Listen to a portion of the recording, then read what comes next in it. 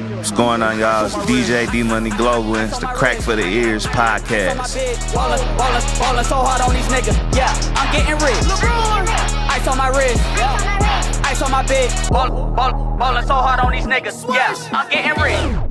What's going on, everybody? It's Crack for the Ears, the podcast, episode 2, the Fatherhood edition, man. I got Calvin Crosby IV here. What's going on, my man? What's going on, DJ D Money? I like this shirt. Rest in peace, DJ Wody. Rest in peace. Long live Wody, man. You know, hey, so, you know, we here. Got a masterpiece right here, majoring in fatherhood, you know. Go ahead, tell the people, like, what made you write a book about, you know, fatherhood?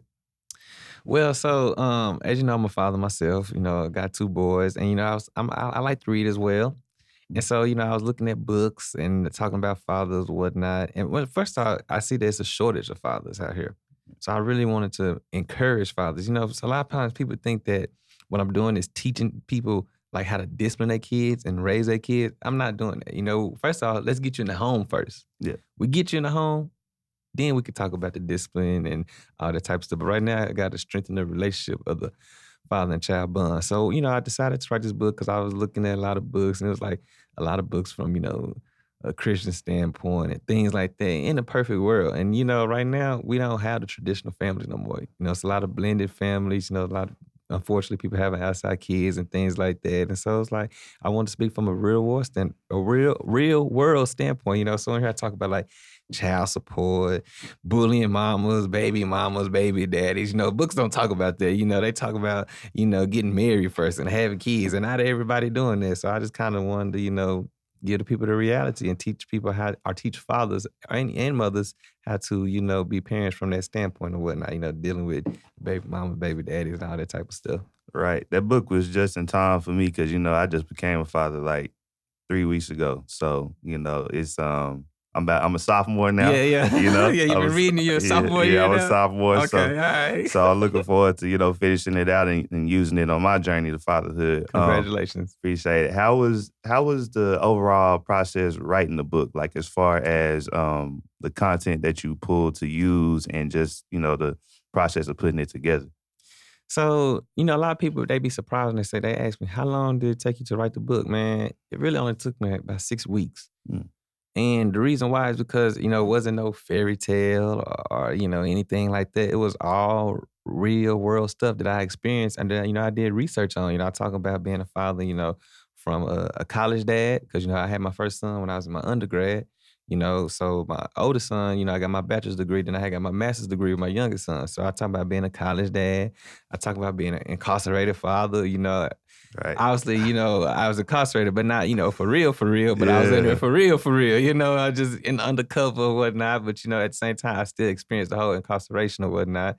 Never committed a crime, but just went in for the research project. So I talk about being an incarcerated father, you know, talk about being a father in blended family. Like I said, how to deal with bullying mothers. So it's a lot of different perspective I have on being a father, man. I just want to share that and just uplift people and teach people, you know, how to be a father. So people that know you know that, you know, you're not the type to really get incarcerated. So before we move forward, kind of elaborate on that.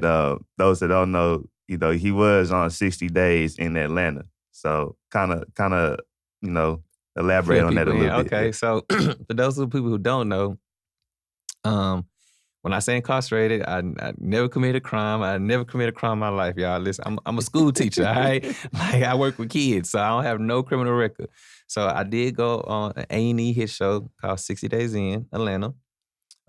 Check it out, Hulu, all that type of stuff, whatnot. What I did was I went undercover, and I was incarcerated in Fulton County Jail. You know, the same jail where T.I., Lil Wayne, you know, Left Eye, Ray Lewis. Actually, while I was there, Cat Williams was there. Not surprised, right? Cat Williams was there. I was there. So I went in undercover. Nobody knew that I was incarcerated. I'm sorry, not incarcerated. Nobody knew I was undercover. Not the CEOs, not the inmates, nobody. Only person who knew was the chief jailer, and obviously A&E Network, because, you know, the camera crew was in there. Yeah. There's only people who know I was in there incarcerated, locked up. So I was in there for 60 days. I ate, I slept, I did everything that the inmates did. I got talked to crazy by the CEOs, bully, all that type of stuff, you know, and I lived like an actual inmate for 60 days. And it was so crazy, bro, because I spent my whole life trying to avoid that place. You know what I'm saying? Like, right. I probably should have been there when I was in college or some dumb stuff, you know what I'm saying? And then the one time I go in there, I voluntarily went in, man. So it was cool, humbling experience, man. Yeah, man. If y'all ain't seen it, go check it out. Go check out my website, all that Instagram. You'll be able to check it out, man. Like I said, it's on Hulu, all that. Go check it out. It makes you never want to go back, huh?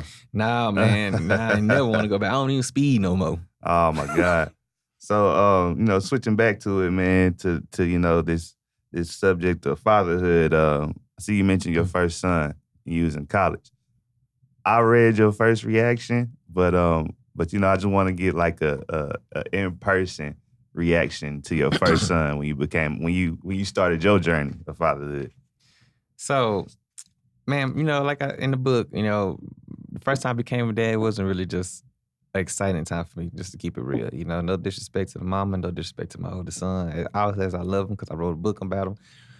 But I was in college, man. I wasn't ready to be a dad. I wanted to continue to live the party lifestyle. But again, because of my shortcomings is why I'm able to teach other college dads on, look, you can still be a college dad, but let me show you how to be a college dad. Right.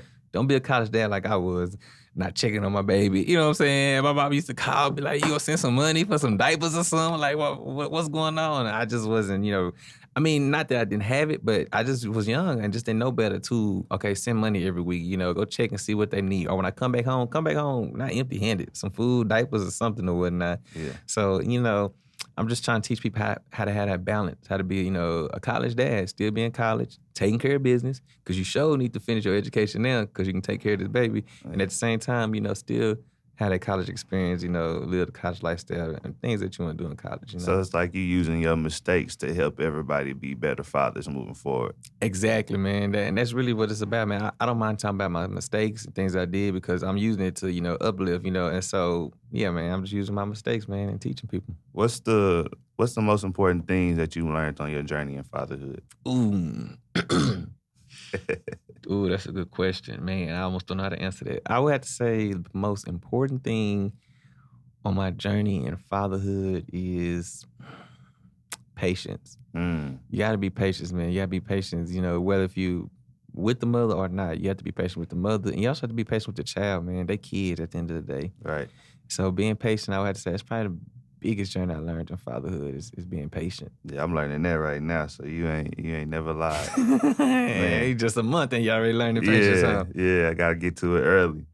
So also in the book, you mentioned the D.L. Hugley joke about Michael Jackson. Yeah, you been reading, huh? Yeah, I'm in there, man. I appreciate that, man. Okay, so D.L. Hugley. Okay, so I went to a D.L. Hugley stand-up comedy. Man, shout out to D.L. Hugley as well, man. Such a stand-up guy, man. I really appreciate him. We're gonna get into that next. Whatnot. Okay, so I went to a D.L. Hugley stand-up, right? And he was talking about Michael Jackson, and he was talking about the Michael Jackson book. And, he was saying, like, how Michael Jackson wrote a book and pretty much was saying, like, that he wanted a regular childhood, with a regular father. His daddy didn't tell him he loved him and things like that. As we know, Michael Jackson would always say that his daddy would beat him, treating him wrong, make him cry, things like that. He would publicly say in interviews. Yeah. So he said that in his book or whatnot, that, he just wished his daddy would have told him, I love you and things like that. And DL was like, Michael, that is a regular childhood, though. Like, daddies didn't talk much then and didn't say, I love you. Like, what are you saying? Like, that was regular. You told me one a regular childhood, that is regular. DL was like, man, my daddy, all dads was men of little words back then. They didn't say, I love you. He said, I even tested my daddy one day. I said, Daddy, do you love me?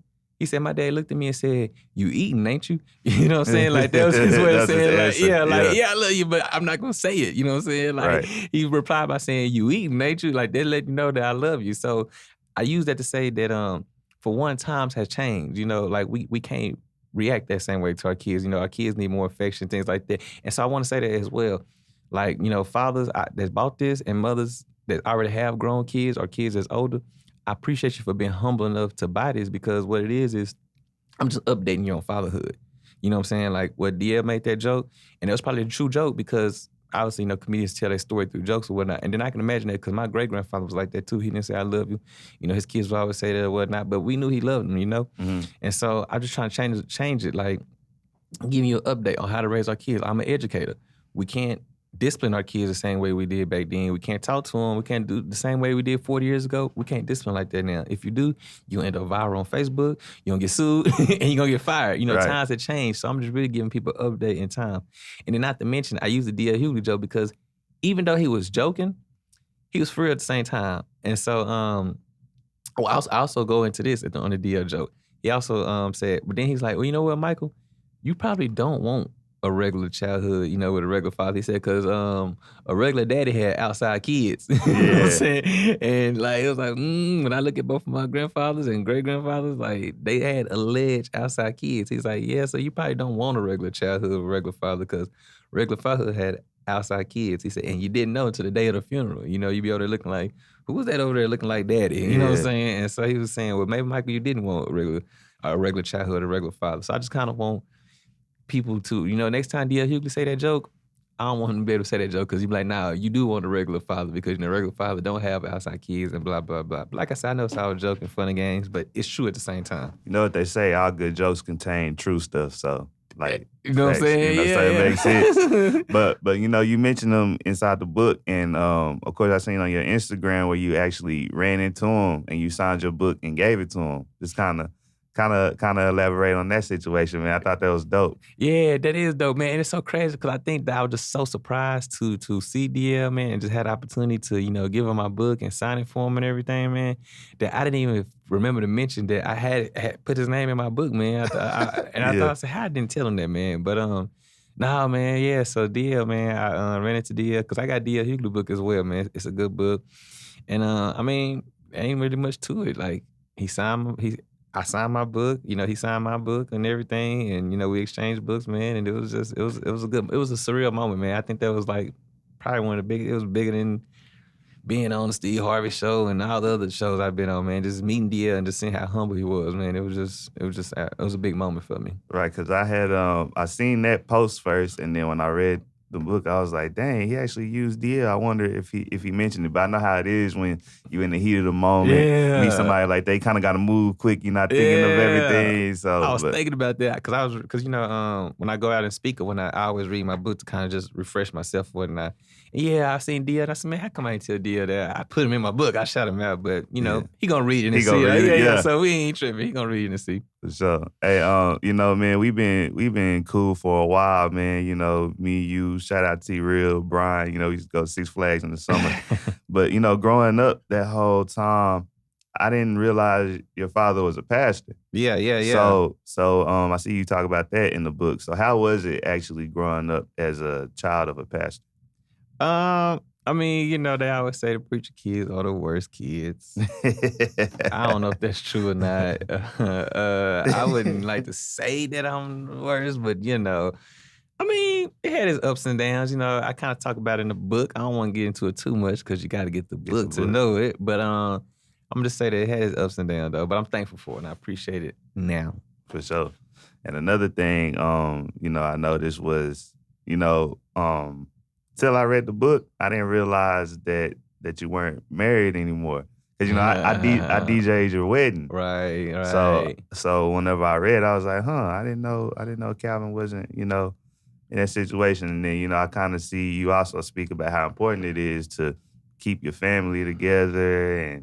And like you said in the beginning, you don't want blended families. So just kind of elaborate on the importance of keeping your family together, and then just kind of like your situation with the marriage thing. Okay. It's gonna get a little serious now. All right. So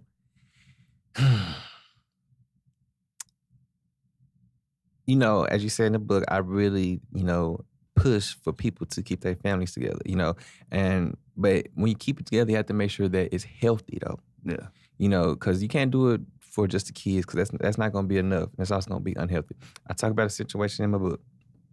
It was a young lady. She hated her daddy, right? It was a guy, he stayed with his wife just for the family, to keep the family together. They could all stay in a home. It backfired on him. Why? Because she ended up hating her daddy. Why do you think she hated her daddy? She hated her daddy because she seen the way that her daddy treated her mother, right? You know, the same way he treated her mother. And so it ended up backfiring on him. And so it just wasn't healthy for them to stay together. So he was miserable his life, stayed together to keep the family, and his daughter still hated him. He did all this for his daughter, and his daughter still hated him. So it was better off for him just to go ahead and divorce, and his daughter would have probably end up loving him or whatnot. And so my thing is, when you do decide to keep your family together, just make sure that it's healthy. And if you do decide to part ways, make sure that it's a healthy separation regardless. But yes, I do push to keep marriages together and keep families together because it is so hard. People don't understand how hard it is, like, and the effects that it play on other people. And actually, that's gonna be my next book called Heartbreaks of a Broken Family. You know, I like that. It's called Heartbreaks of a Broken Family, and I'm gonna talk about everybody because everybody gonna have a broken heart. The wife, the husband, the kids, you know, even the in-laws, everybody gonna have a broken heart. So it's called Heartbreaks of a Broken Family. So that's gonna be the title of my next book. But breaking up is hard, breaking up your family is hard, and I highly, highly, highly encourage every individual to keep your family together as much as you can at all possibilities because it's not worth it. Trust me, it's not worth it. Right. So, but in regards to my situation, yes, you know what I'm saying, unfortunately, no longer married, whatnot. You know, I'm gonna talk about that more so in my next book. You know, yeah, and I'm just gonna kind of leave it at that right now. It's an unfortunate situation, but it is what it is. Right. So, what's your perspective on like step parents? I mean, you know, I just, you know, hey, no perspective really. You know what you signed up for. You know that she or he had kids, so you got to step up, man. So I'm gonna talk about that in the next book as well. I like that meme you used, the meme example you used in the book where it was like, what was it? Oh, I said, I forgot what I was talking about, but I know I was like, There's plenty of step yeah, parents. I was telling, I seen a meme, and I was telling these, you know, these women to just be okay or be patient or whatnot, because I seen the meme that said, it said something like, but yes, it says something like, it's a lot of stepdaddies out here waiting to take care of your kids. Like, just chill. You know what I'm saying? They out here ready. You know, and it's true though. It's a lot of stepdaddies out here ready to take care of your kids, man. So just I need to find it. And make you want to stay on your toes, man, because, you know, me, I actually grew up with step parents, you know. So it's like, it was a different experience. It definitely put me in uneasy situations at times. But with that being said, I just don't want my son to go through the same thing. I feel like I went through that. I appreciate our step parents I have had because they've also, you know, loved me and done things for me as well. But I would just, you know, prefer my son to avoid that. So, you know. Let me ask you this. So you say you're a sophomore now? Yeah, I'm a sophomore. So what's been your I know you still halfway through the book. You're a sophomore because you got junior, senior. But what's been your biggest take, man, as far as because you're my student now. I don't know if you knew that when you read the book, but that makes you my student now. You're enrolled into, you know, majoring in fatherhood. That's your major now. And, you know, right now you're a sophomore and you might be graduating in about a couple weeks, depending on how fast you go through your course. But what's been your biggest take so far halfway through majoring in fatherhood? I think I probably had to say what we were just talking about, man. Just keeping the family together, man. It really made me think about it from a different perspective because it's like I'll be damned if somebody step up and raise my son now, you know. But that also comes back on me because like it's really up to me at this point. Either you can ruin your family by doing something stupid, or you can stay on the right path and, you know, be an adult about the situation. So reading that just kind of helped keep me grounded in a way. Cool. That's what's up, man. I'm glad to hear that, and I hope it do keep you grounded, man. And, you know, something I want to talk about real quick, too, is to dads. You know, I talk about this book, we not every other weekend dads no more. Yeah. You know, back in the day, you know, dads would come get their kids every other weekend, right? Court order. First, third, you know, fifth weekends. And then, you know, Father's Day weekend, whatever. We not every other weekend dads no more. We had to put that away because, you know, look at it like this. You only see your kid. So you see your kid Friday at 6 o'clock. You go pick them up from school, whatever, and you see them the rest of the day Friday, Saturday, and then you get back to the mother on Sunday. And then you go on Monday, Tuesday, Wednesday, Thursday, Friday, Saturday, Sunday, Monday, Tuesday, Wednesday, Thursday, You going all them days without seeing your kid, and then you getting them back again on Friday when it come that third weekend. That's a long time without seeing your kid. Right. Like, that's lame, bro. We not doing that no more. We not every other weekend dads no more. And so we need to, do better with that. And that's what I encourage people here. So I call it every other weekend dad. We not doing that no more. Get your kid every weekend, if you can. Or not every single weekend, but, get them 2 weekends in a row sometime. Or get them throughout the week. Or come by and see them and visit them. Go take them out to eat.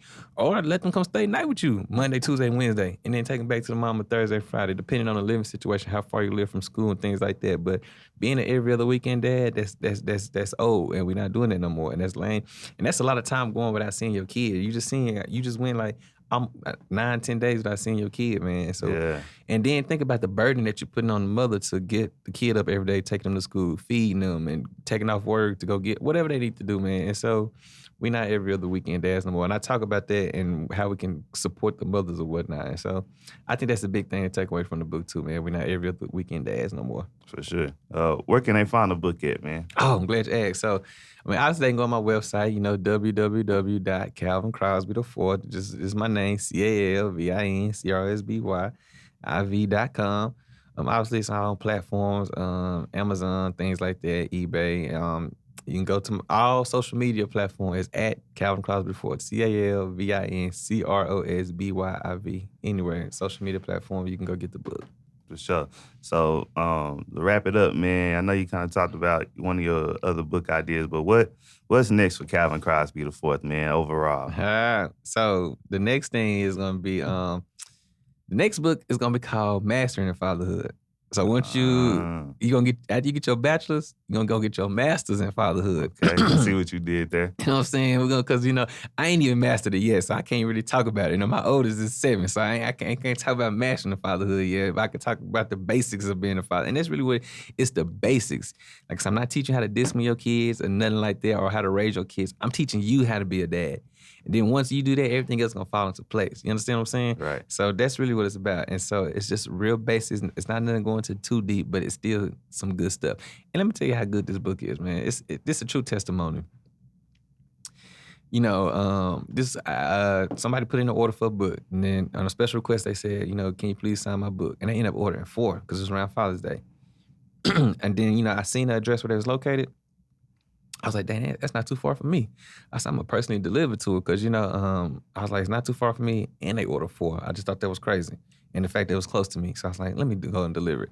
When I delivered the book to I even posted on social media a picture of me and the young lady. When I delivered the book to her, she was surprised, happy or whatnot. And, I asked, I was like, what made you order 4? Or how'd you end up knowing about my book? Like, that's really what I was curious to know, because I didn't know it, which, I really want to thank everybody who bought my book that I don't know. Like, I hate it when I see the orders come through and I see their names and I'm like, who is this person? I see people, Oklahoma, California. I just really want to thank everybody just from buying a book. Okay, but anyway, so I seen that she was close.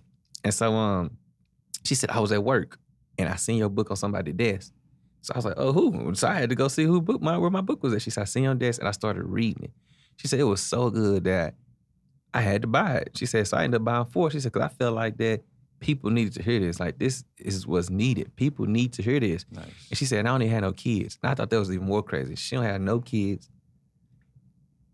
The person, she don't have no kids, and she bought a book based on fatherhood because she said it's for mothers and fathers. She said, and everybody just need to hear this. This is something that need to be heard. And so she's like, I bought 4 because it's Father's Day, and I wanted to give it to gift.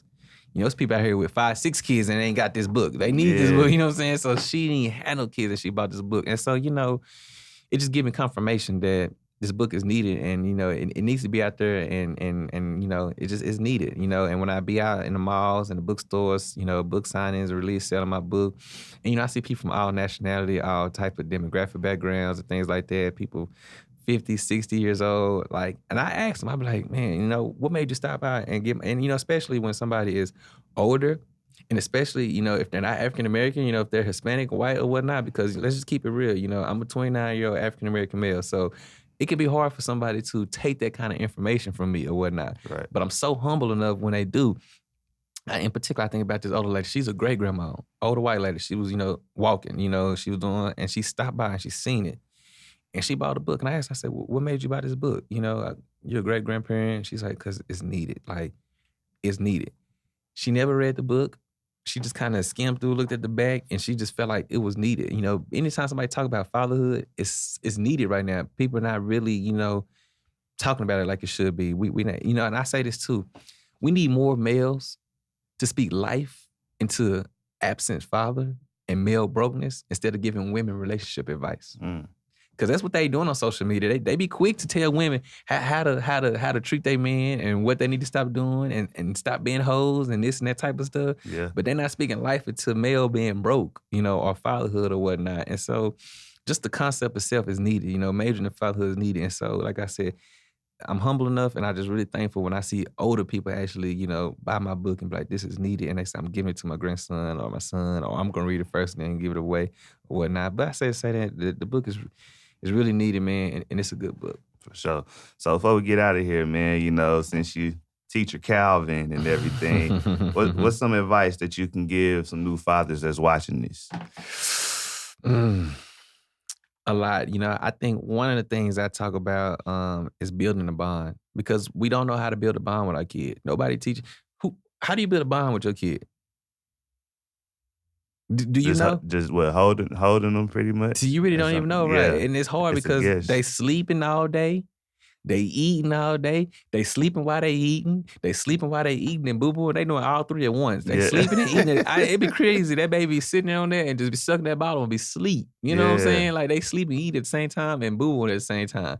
You wake up in the middle of the night, you change them, and they put that bottle in, and it's crazy. But so we don't really know how to build a bond with the kid, right? And nobody ever just teaches you. They tell you to spend time with it, but it's still hard, to build a bond.